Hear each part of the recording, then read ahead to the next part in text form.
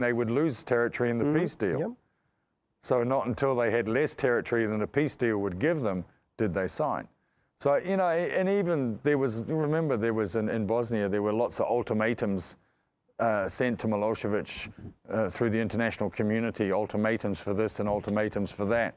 And, you know, he made a mockery mostly of those ultimatums, either by putting them to a referendum at the time or just ignoring them anyway. So I didn't really expect anything more out of him this time. And I often wonder if he truly believed that NATO would actually bomb. You know? Maybe he was calling the bluff, which didn't seem to be a bluff. It wasn't a bluff in the end. But for ourselves, you know, I was quite nervous. You know, will I stay? Will I stay in Kosovo with, you know, a bombing campaign? How will the Serb authorities react now that NATO is bombing them? How will they treat or respect the international media? Will we be all rounded up and put in prison? I work for the New York Times. Yep. Serbs getting bombed by New York or Washington. By the Americans. By the Americans. So I was for a bit. I was quite nervous. I wanted to stay, and my colleague that I was working very closely with, Ron Haviv, he also worked with me for Newsweek. So we were both working for the same publication. Ron had previous problems with Arkan, the notorious war criminal. Criminal, Right. So, and he was wanted by Arkan and had a death sentence, let's say, on his neck by Arkan.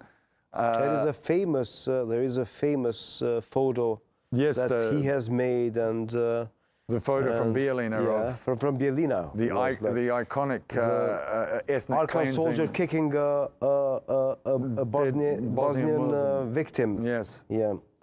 So that's the picture that Arkan put a death sentence on his head for. And what happened after?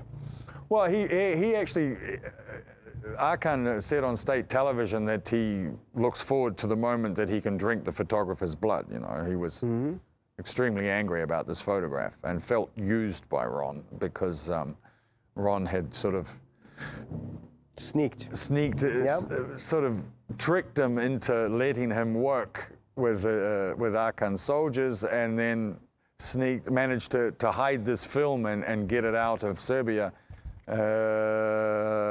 to Paris, and it was published. But so we were in Pristina together, and on the evening of the bombing, we heard rumors that Arkan had come to Pristina. Now, that was before the bombing? This was the same day as the same day, and we had heard that Arkan had come to town. There were rumors about it. So I decided also, okay, Ron needs to leave Pristina, because if Arkan sees him, he'll recognize him, and that'll be the end of Ron. And it was also my excuse to say, okay, now I don't have to decide whether I'm going to stay during the bombing or am I going to go out. I'm going to take Ron out of Pristina. We went to Belgrade. And we got to Belgrade, we went to the Intercontinental Hotel, only to be confronted by a Serb colleague, photographer, who came up to Ron and said, Ron, Arkan's in the restaurant. Arkan's in this hotel. So Ron very quietly... He managed to go back into the same restaurant that Arkan was in Belgrade. We fled Pristina because of Arkan, only to find him in Belgrade in the same hotel that we were planning to stay. How did you escape? Well, Arkan hadn't seen him in the lobby. Ron very quickly signed his other name into the register. He had another name. Yes, officially he changed his name because of Arkan's threats. He registered, got his room, and then hid in my room for 2 nights until Šešelj threw all foreign press and foreign media out of Serbia. And then we went to Croatia, And I ran all the way around down to Dubrovnik, back into Montenegro, and then up to the border of Kosovo again, and started working again on refugees fleeing out of... That was for the Kukas.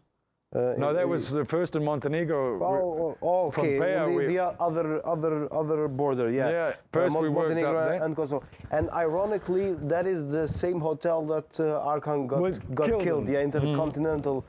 He got killed before the 5th of October, before the happenings or the developments in the October of 2000. Yeah. When opposition got the revenge for Milosevic, and Milosevic regime has managed to fail.